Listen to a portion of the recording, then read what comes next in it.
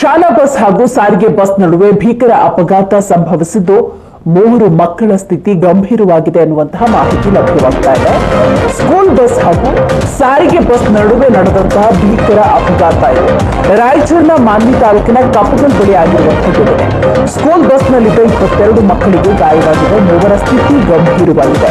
ಬಸ್ನಲ್ಲಿದ್ದ 3 ಮಕ್ಕಳ ಕಾಲು ಕಟ್ಟಾಗಿದೆ ಎನ್ನುವಂತಹ ಮಾಹಿತಿ ಇದೆ.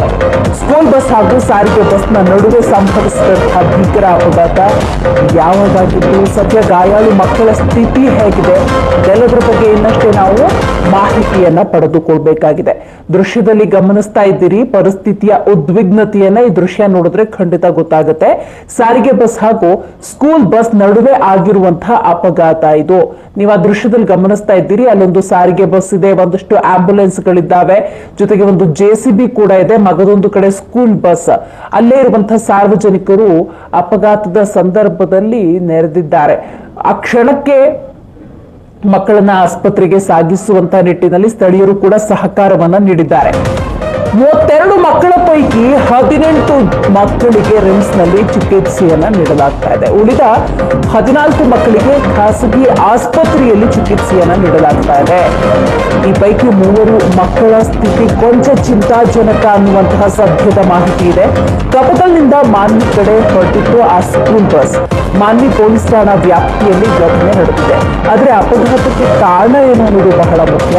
ಮತ್ತು ಸದ್ಯ ಮಕ್ಕಳ ಆರೋಗ್ಯ ಸ್ಥಿತಿ ಹೇಗಿದೆ, ಸೂಕ್ತ ಚಿಕಿತ್ಸೆ ಸಿಗ್ತಾ ಇದೆಯಾ, ಮತ್ತು ಯಾವ ವಯಸ್ಸಿನ ಮಕ್ಕಳು ಆ ಬಸ್ನಲ್ಲಿ ಸಂಚಾರ ಮಾಡ್ತಿದ್ರು, ಅಜಾಗರೂಕತೆಯ ಅಥವಾ ವೇಗದ ಚಾಲನೆ ಈ ಅಪಘಾತಕ್ಕೆ ಕಾರಣ ಆಯ್ತಾ, ಇದ್ರ ಬಗ್ಗೆ ನಾವು ಇನ್ನಷ್ಟೇ ಮಾಹಿತಿಯನ್ನ ಪಡೆದುಕೊಳ್ಬೇಕು. ಜೊತೆಗೆ ಎಷ್ಟೊತ್ತಿಗೆ ಆಗಿರುವಂತಹ ಘಟನೆ ಅನ್ನೋದು ಕೂಡ ಬಹಳ ಮುಖ್ಯ ಆಗುತ್ತೆ.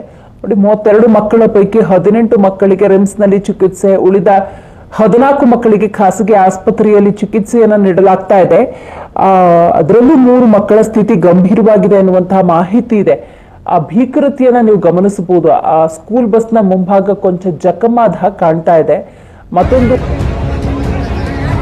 ಸ್ಕೂಲ್ ಬಸ್ ಆಕ್ಸಿಡೆಂಟ್ ಆಗಿದೆ. ಗೌರ್ಮೆಂಟ್ ಬಸ್ ಬಂದು ಹೊಡೆದಿದೆ.